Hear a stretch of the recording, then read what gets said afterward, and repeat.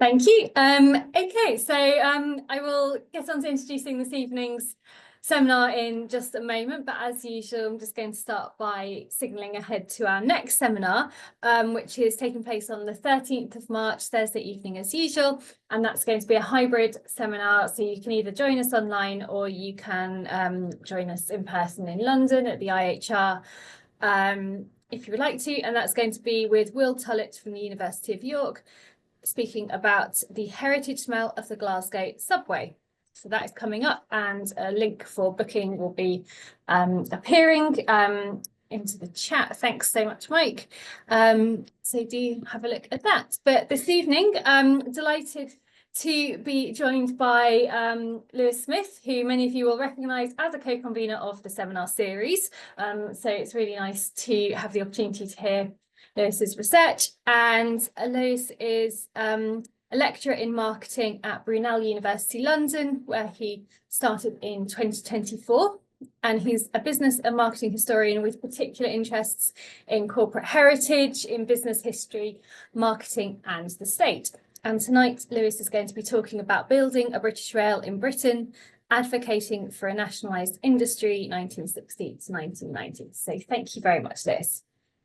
Lovely, thank you very much. So let's work out how to share screen. So I want to do screen 2. Right, I assume everyone can see that. Excellent, I've seen some thumbs up. So fantastic, thank you very much. And the joke I was going to start with was that it's an absolute honour to have invited myself to speak tonight. And it truly is a great opportunity to talk to transport people. So I am, as Charlotte said, I'm a lecturer in marketing at Brunel University London. And when I joined Brunel, I heard the name Brunel, and you think there must be quite a strong railway heritage and history built within the university. And to my great surprise, there isn't. So in many ways, this is one of the first steps in reminding Brunel of its namesake. Within that, casually ignoring some of the problematic nature of Brunel himself. Nonetheless, it is a pleasure to be here to talk about building a British rail in Britain, marketing a nationalised industry 1960 to 1990. So, if you like nothing else of this presentation, I'd like you to please marvel the PowerPoint design, which has occupied probably more time than the content, but that's my own balance of work. Anyway, before I dig myself any more holes. So, I'm not a hugely patriotic person. I'm not a hugely patriotic man. But if there's one thing I think Britain has excelled at, it is the development of its own railways. There are obviously important and detailed questions we should be asking ourselves about things like railway finance, about some strategic management decisions, and of course about things like privatization and ownership. In particular, I've got lots of colleagues both in the IHR and more broadly who are doing some incredible work on this. But in general, Britain has always, particularly in terms of its railway, has always championed the best of a middle way economy, one that balances both hardline capitalism against the the oppressive ideals of communism. Our economy has historically, especially since the Second World War, built the best world between those two. Again, of course, that's not to ignore many economic problems that occur as a result, but nonetheless, I think the systems and structures in this country for building these kinds of organizations is brilliant. And the railways are no better example than this. This is one of the finest examples. So here I am talking very, very enthusiastically about the railways. I think we haven't given the railways enough enthusiasm, especially as the railways turn 200, so too does the British Rail brand turn 60.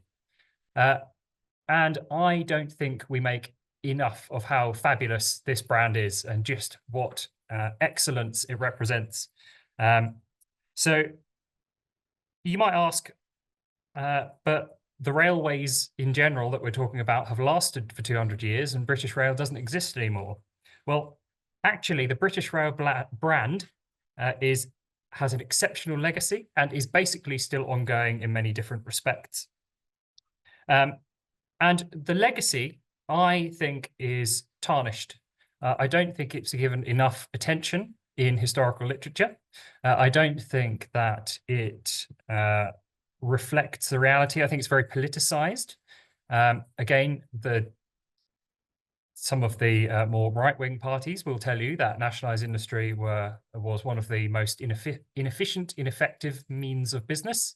And actually, I want this talk to be a bit of a reflection.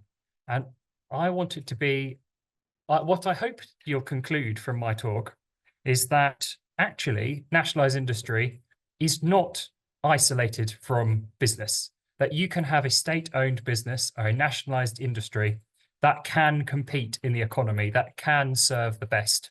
And I will show you that that isn't new, that actually British Rail has been a fierce competitor. So I want to follow that up with, I am a fraud because I am sat here as someone who has professed to be an expert in the railways. But actually I'm lying to you. I do railway research. I do a lot of railway research. It is, quite frankly, it's some of the most exciting research that I do. But actually, there's a hidden message here about nationalisation and state ownership. I say a hidden message. I've just spent the last 5 minutes talking about it.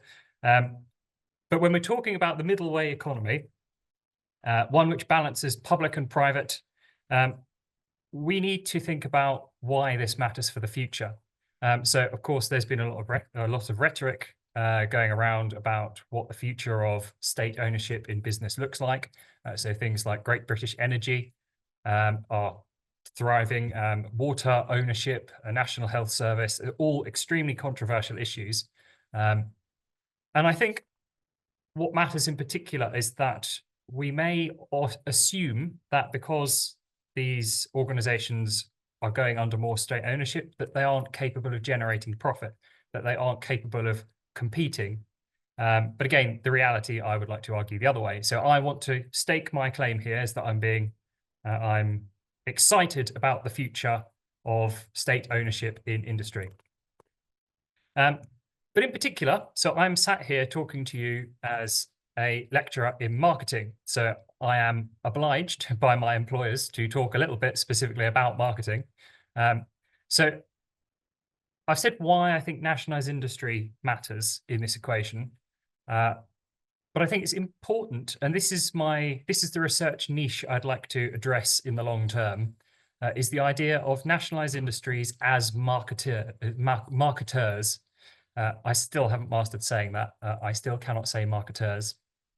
But in general, we don't know, or we don't have a lot of research that addresses how nationalised industries evolve marketing principle and practice within their organization.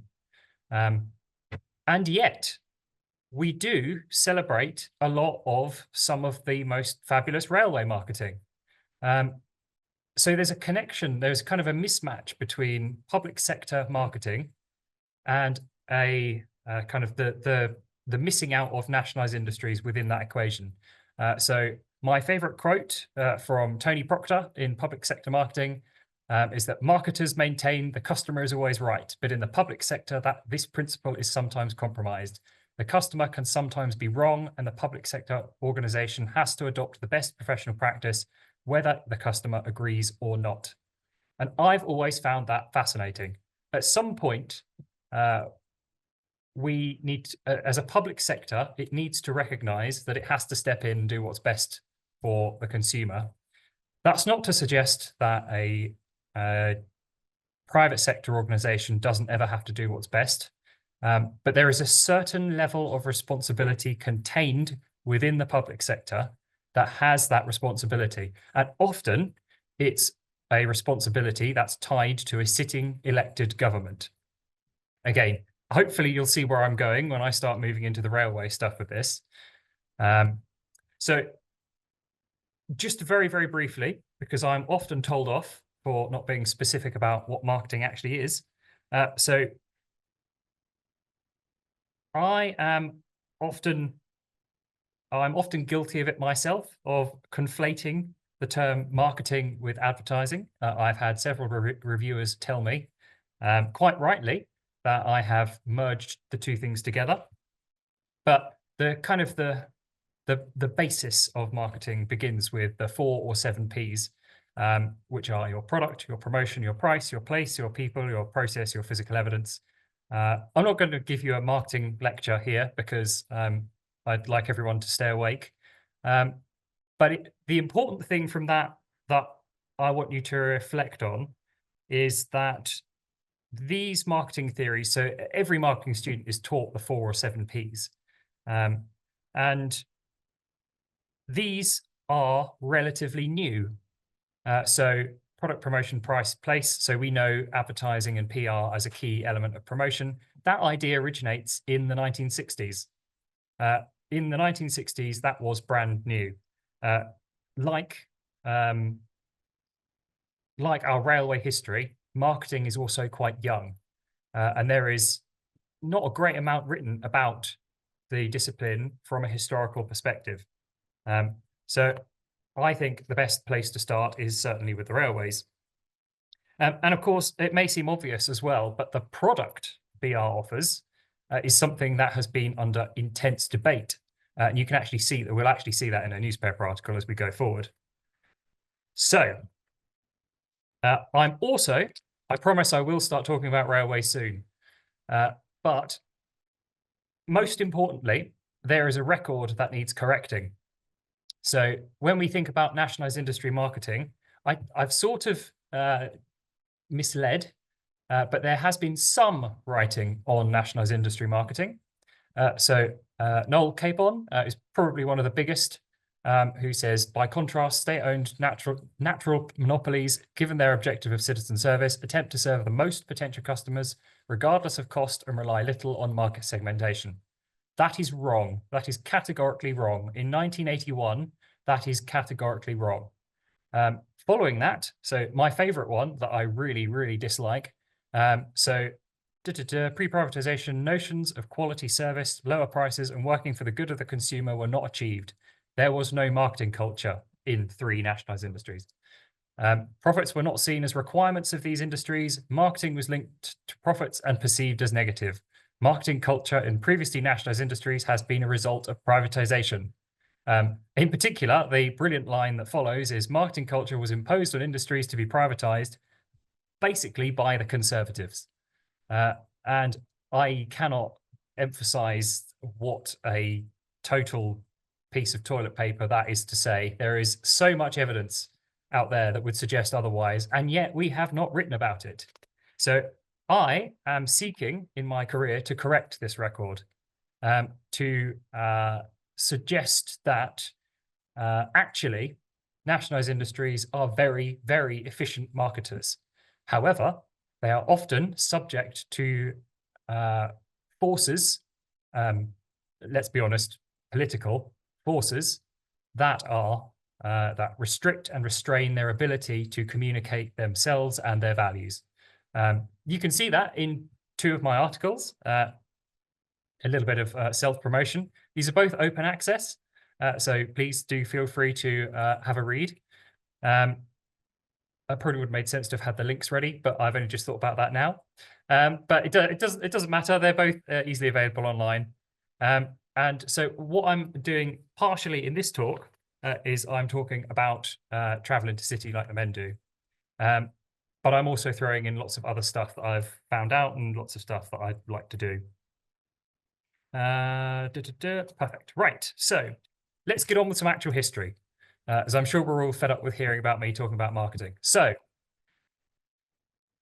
the best place to start is the context of the Second World War. So our notions of the term public service. Public service is a very, very politicized term.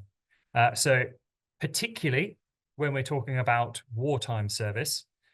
So the idea of public service, particularly in the kind of 1940s, 1950s, is the idea that things aren't done for profit. They are done for a wider sense of public good, for the benefit of wider society as a whole. So nationalisation was completed in the name of public service, i.e., and I think there is a debate to have about it, but nationalisation was done in the name of social service. And that's possibly an interesting one to discuss later. It was not necessarily done as a business move. And yes, I appreciate there are some challenges to that. But if we think about the nature of public service in general, so this context matters because these economic changes, the idea of nationalising something, matter significantly because we realise that these businesses aren't run for profit.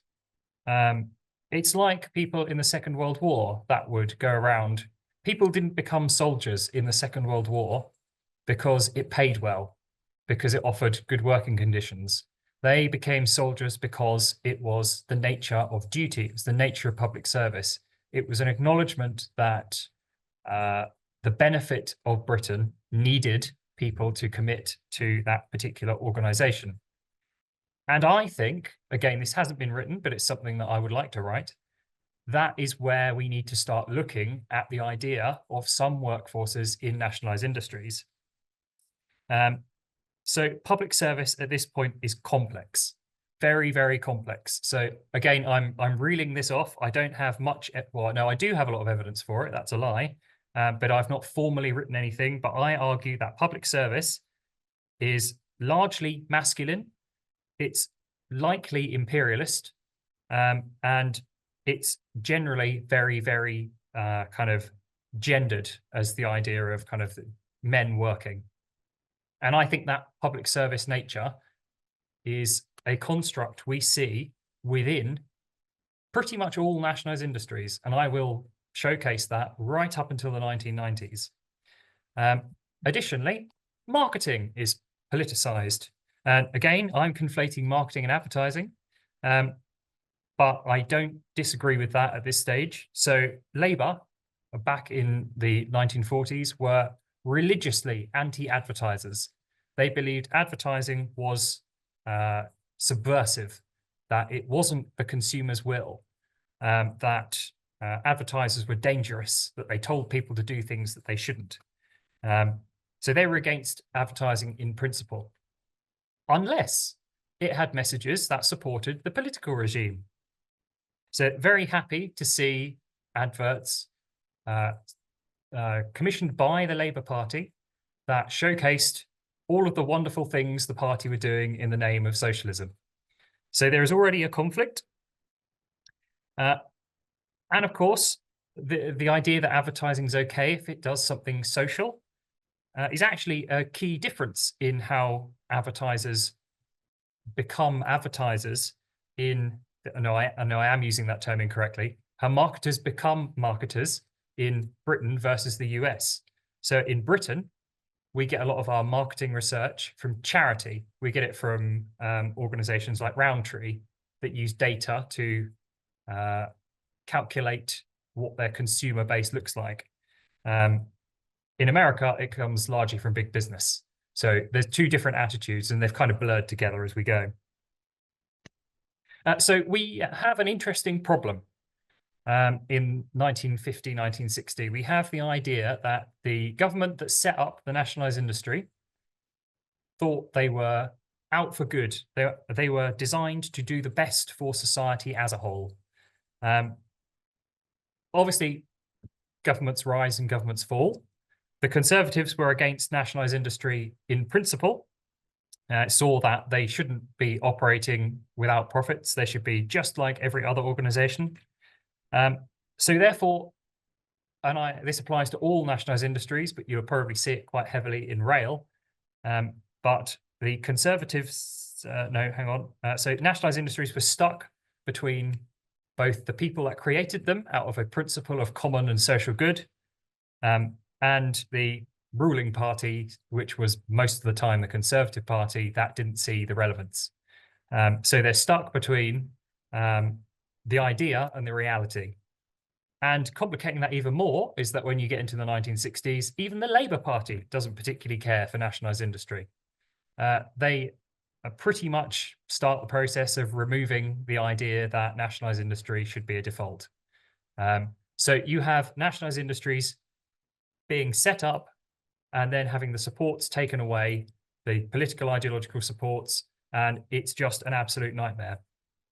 Now, of course, also in a difficult position when it comes to marketing. So the party that set them up under the principle of common good does so with the view that they don't need to, they're doing public service. They don't need to promote themselves. That's nonsense. You shouldn't have to promote something that's doing a service, should you? That's just not how it works. So this is where there's a lot of conflict when I think it comes to marketing. Right, so now I promise I am going to talk about trains now. So the big question, I quite often put these two images next to each other. I am no expert on the GWR image, so please don't ask me any questions about that. It's merely symbolic. But what interests me is, why does the railways start off about looking like that? And why then do they move on to an advert talking about someone's sex life not being adequate because they've driven rather than taken the train? And that's not a question I thought I'd spend my career asking. Nonetheless, it's a bloody interesting one. So, what social, cultural, and political shifts do we witness to get to this stage? Is this change specific to rail? Is it a nationalised industry thing? Is it something that's British? I'm going to be honest with you, I don't know. That is what I plan to spend my time researching. But in general, I do have some reflections upon the railway case. So how do we go from, and again, I'm skipping a lot of potential details, but how do we go from the artistic to, shall we say, the sociological? I think that would be a fair way of describing it. So let's start with what the problem with railways were. So anyone that's read any of my work that mentions railways will see that I reuse this quote over and over because it's just brilliant. But I think it's 1955. British Railways is a big monolithic institution, not at all concerned with the welfare of the individual. It should exist for the welfare of the public, but it is a bureaucracy. The public are regarded as freight, and it is futile to make suggestions or complaints. Perhaps this was the reason so many complaints were made to us. It was one of the few opportunities private individuals had to make their views known. Incidentally, that's the London to Norwich line. So I travel on that regularly. And I suppose I should also flag as well that I've spent, I think I calculated it at about 24 hours traveling by train over the last week. So if you sense a slight bitterness in my voice, that's why. So there's a wide acknowledgement that that isn't good enough, that we've been tolerating poor performance in nationalised industry for too long. So we have the financial and economic obligations of the nationalised industries in 1961.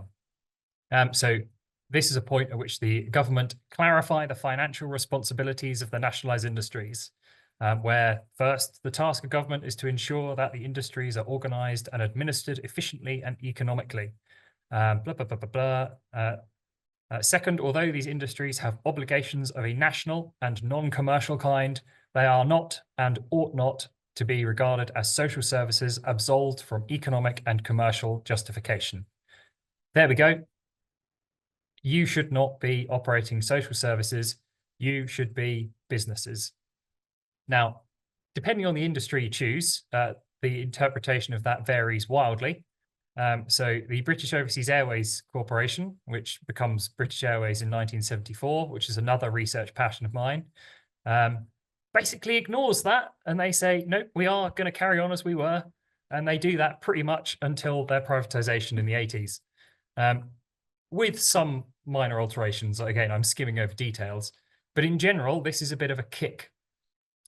It's a kick that not a lot of people in the organizations liked hearing, but it was nonetheless a signal.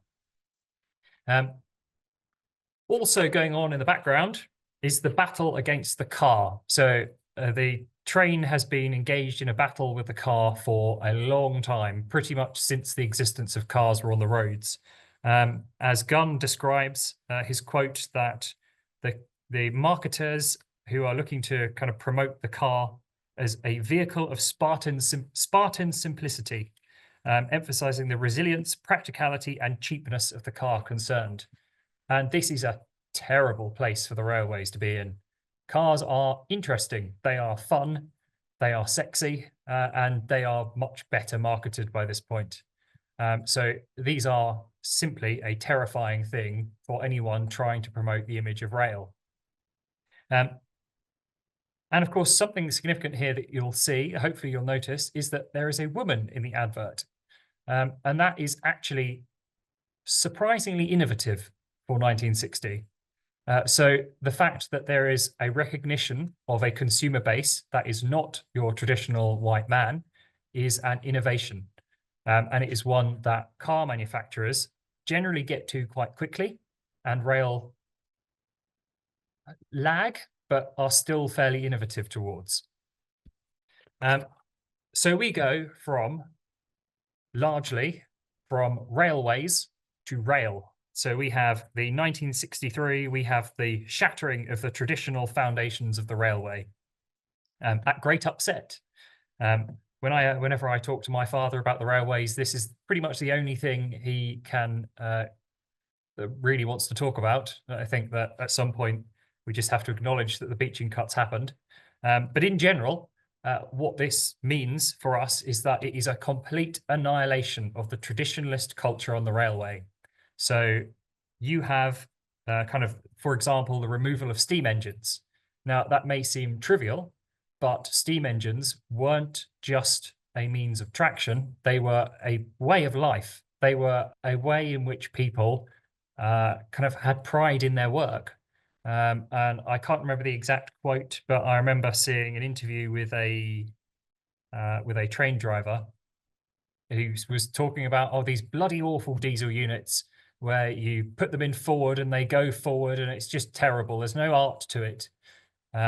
So to shatter that sense of work is obviously quite big. But for the sake of industrial efficiency, it's quite effective.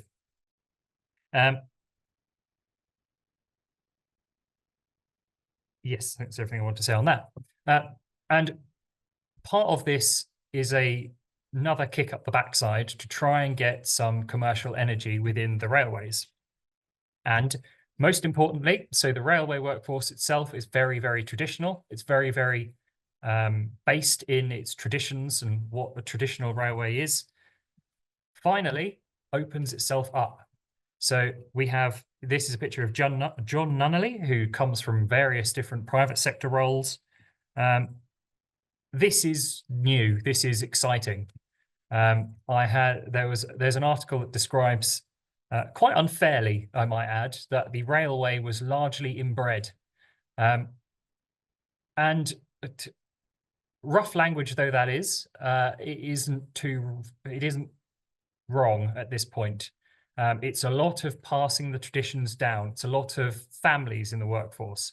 And admittedly, again, possibly something to talk about in questions, I am talking quite radically between workers on the track and managers at the top. So I'm averaging everything out. But in general, what we have is a massive opening to, granted, only a few outsiders, in particular, individuals like this. So there's also Grant Woodruff, who joined in the early 70s, who goes to talk about PR, and others like Michael Hogg, who joined from L'Oreal Group.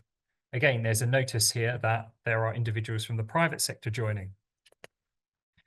And there's also, again, I'm sure if I haven't bored you enough to death about marketing, then there's plenty of time to bore you about the history of statistics. But this is the NRS social grade. So this is the National Readership Survey social grade, which was technically, it's been around for a fair amount of time by this point. But in the 1960s and 70s, it really kicks into gear. And this is used to understand who is traveling by train. Lots of nationalized industries weaponize this particular methodology. What you have before this is the idea that data should basically point out who is and who isn't elite.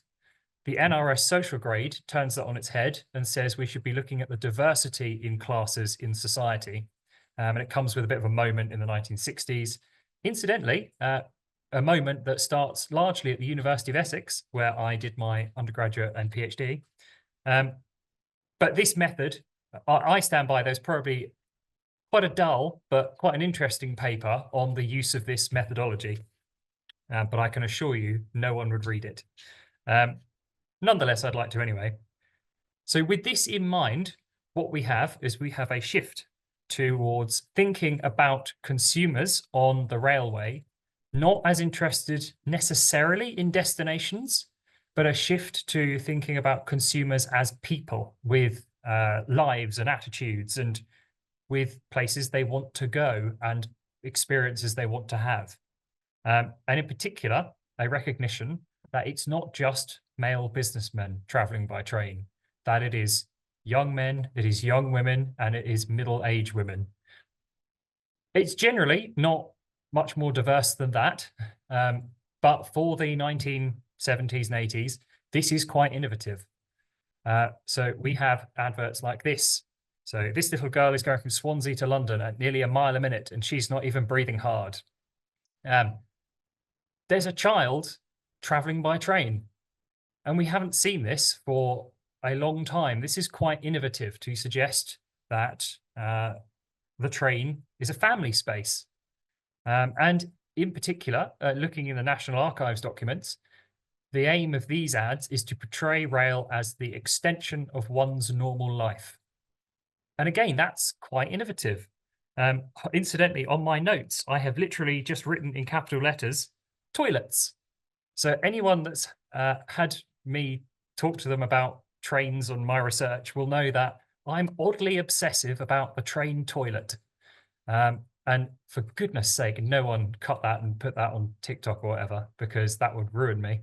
But train toilets are fascinating as items of social class, because particularly as railway items of social class. So talking to the wonderful David Turner, who's telling me about the toilets as quite a symbol of lavishness, of first class. But in this ad, we've got a shift towards toilets being accessible by standard class. Again, railway carriages have had toilets for a long time, but now it's a marketing message. And think about that. If you're trying to challenge the primacy of a car, how do you go to the bathroom in a car? You have to stop.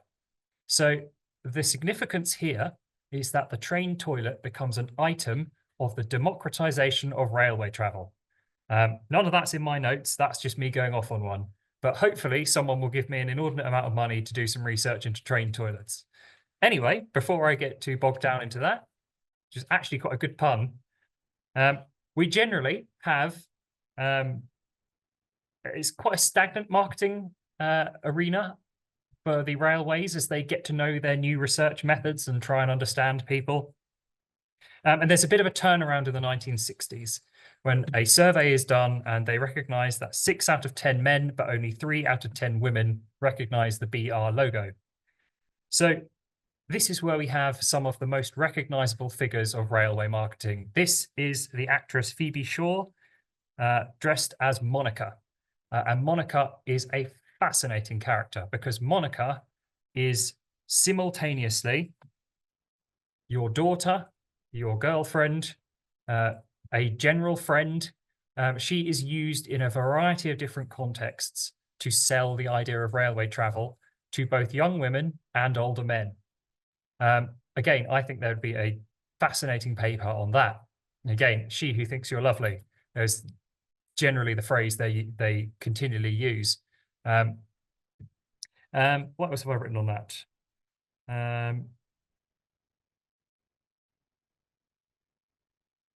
Yep, that'll do on that.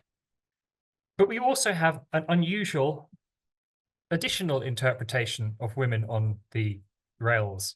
So we have the idea that the older lady is traveling by rail. So as it shows in here, so take the children to the London you first saw as a child. So there's basically what I'm trying to communicate is that there suddenly becomes a real, almost polarized battleground between presenting women in a both conservative and very liberal manner. So Monica, there are only one or two ads, mind you, but Monica is sometimes presented as a potential sexual partner, and often to the older gentleman, compared to another series of ads that present older women as particularly shoppers and as mothers. So you have an interesting dichotomy at the same time. These are both happening at exactly the same time. Unfortunately, I haven't looked at distribution. That's another interesting project to have. But whichever way you choose to identify this, this is very successful marketing. It is identifying and segmenting target consumer bases. So there is already, we've proven the 1981 paper wrong, because I've already shown you an example of segmentation back in 1964, I think. And on the other side, we have the masculinity of business, the ideal business model, where essentially BR tries its hardest to present itself as another private sector business that's hand in hand with helping the private sector businessman. So these are fantastic adverts. Annoyingly, the bit that I'd like to show is too blurry. But essentially it says like, this is a series of adverts where we've interviewed these high profile business people who say how great Intercity is. And that's really good. So that is an incredibly efficient way of marketing. So what we ultimately have here is that by 1970, British Rail are setting new trends in marketing. British Rail are the innovators of the nationalised industries, competing with and across the private sector. There is an identification of their 4/7 Ps, and there's an identification of how the railway can be strategically aligned to people who want to travel on it. And this, again, some experts on kind of Edwardian and Victorian rail would probably fight me on a few of the details, but in general, this is science, is kind of science and sociological method are applied in a context to marketing and advertising to direct to people, to see consumers as people rather than the railway as access to different places, which is a subtle but very distinctive approach. And of course, one of the big products of BR is motor rail. I'm not going to spend too much time on this because Andrew Sage is by far and away the person for it. But what this ultimately demonstrates is that there is an understanding that the product or the core benefit that rail presents is not necessarily the idea of getting to a destination. It's not necessarily the be-all and end-all product. So there's a distinction between what rail chooses to act as its product. And we can see that even further. So I'm actually stealing off a lot of my travel and city work here, so I won't linger on it too long because I've got other more interesting things to say. But in general, you have a distinction even between, and I'm going to say men, because that is largely how this is framed. But there is a clear distinction between men who drive and men who go by train. And some of these are just brilliant. The typical car traveler tends to be involved in the sales function of his company, and he is pretty entrepreneurial himself. So there's an idea that drivers are entrepreneurs. And then you go the other side that contrasts this with the impatient butterfly, the man who travels by train. He is much more calm and cerebral. He likes thinking things out carefully, marketing plans, being systematic. Totally brilliant, and also totally nonsense. In fact, I think they actually acknowledged that later on in another report that says that you can't classify people like that. That's nonsense. But nonetheless, it's interesting to see them process that. And you also have collaboration with the private sector. So you have things like BR and Purcell and BR and Kellogg's. Incidentally, in looking for images, you can actually buy old Kellogg's boxes with British Rail stuff on them for something like £42, which is nonsense, but whatever floats your boat. But nonetheless, you can see there is a collaboration with the private sector. And this is definitely an interesting research project that I'd like to be doing in the future. But you can see that already, hopefully, I'm dispelling the idea that a nationalised industry isn't innovative, isn't outgoing, and isn't willing to collaborate outside the sector. But perhaps the bit that I find most exciting is the politically engaged marketing. So forgive me, I don't know when this was. That was one of my last minute jobs to do, was to check when this was, but I'm assuming it's around 1977. But you also start to witness a lot of politically engaged marketing. And I'm not saying PR deliberately, because I don't think this is seen as PR within nationalised industries. I think this is just seen as an additional responsibility of the marketing team. But nonetheless, what you can see is there is an understanding of the political and economic climate in which the railway operates. Why is that interesting? Well, other companies were doing this. This is an example of, it's going to escape me now. I've literally written a talk on it, but it is an example of advocacy advertising. There we go. But advocacy advertising is often associated with businesses like Shell, who are advocating that there's nothing wrong with gas and oil. It's fine. Don't worry about it. Buy more gas and oil, which we look back on now as, quite frankly, disgusting. And actually, it's something they're still pursuing. But actually, one of the other key sectors that was using advocacy advertising were the railways, and in nationalised industry in general. Gas was brilliant at doing this. But there is an acknowledgement that when reserves run low, cars will suffer first. And it's right. This is all factual. And it acknowledges, well, other than the fact that we haven't run out of oil in 2005, but in general, there is an attempt to communicate with consumers as political agents, not just as consumers, because they are trying to ally their political outcomes with their consumers, not just trying to get them on side to buy train tickets. And that is perhaps captured more than anything in the election of Margaret Thatcher, who was not shy about her disgust and allergy to railways in general. I was chuckling to myself quite a bit this afternoon, coming up with Maggie T. trainophobe. That is a word, by the way. Trainophobe is a thing. But politically sensitive railway advertising was taken up a notch with the election of Margaret Thatcher because of her obvious hostility.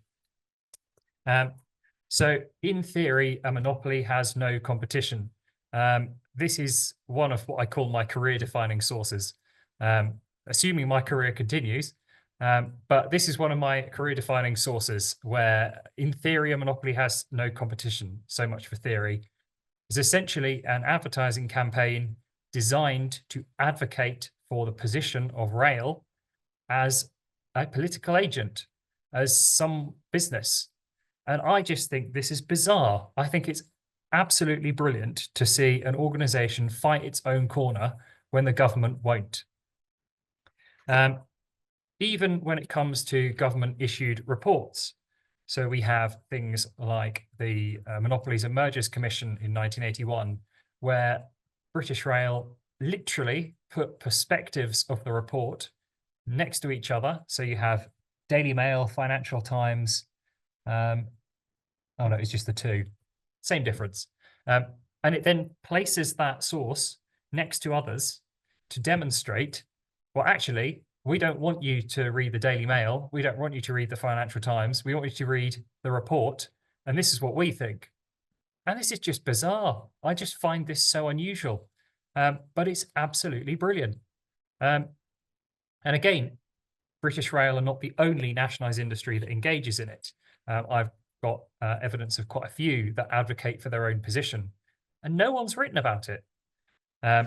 So you have a series of competitive adverts that tackle the political and social and economic climate in order to advocate for the economic survival of rail. And these are just brilliant. These are some fantastic adverts. And they just sum up the problems that BR are facing. That you aren't listening to us as consumers. You aren't listening to the economic context. we are the safe bet for the future. And I just think that's awesome. And of course, that leads us round into a full circle of the idea that if you drive, your sex life will suffer. Again, there are several moments of this that if you really hated me, you could put together a TikTok reel of me saying ridiculous things. But in general, you have the identification that driving is bad for your health, and it's bad for your social or sociological health, that you won't be able to perform in the bedroom because you'll be so tired, or your wife will be up all night waiting for you to turn up. And this isn't popular. There are several complaints as they go forward that these are actually quite sensitive issues to be dealing with. Nonetheless, very interesting to address. I'm going to garble over the 1990s because it's not my area. It's an area I'd like to go into, but you generally have a continuance of this marketing principle and practice. So skipping along, I'm going to skip along to this slide in general. But if there's anything I'd like to emphasize on this talk, is I think I'm reaching my 45 minutes. But I want to emphasize the idea that just because something is nationalized doesn't mean it's competitive. It doesn't mean it's not competitive. And if you nationalize something, that doesn't mean that you end its business capability. That the way forward is still a middle way economy, that we can still make the most of the state and the state's resources, but this needs to be completely and utterly politically neutral and independent. Otherwise, you have British Rail. But hopefully, what I have achieved in whatever amount of time I've spent talking, that British Rail is a brand that needs celebrating, that it's got a little bit of a bumpy history, particularly with marketing, but it is a fantastic historical resource, and it's something that we should be paying attention to for the future of rail travel. Thank you very much.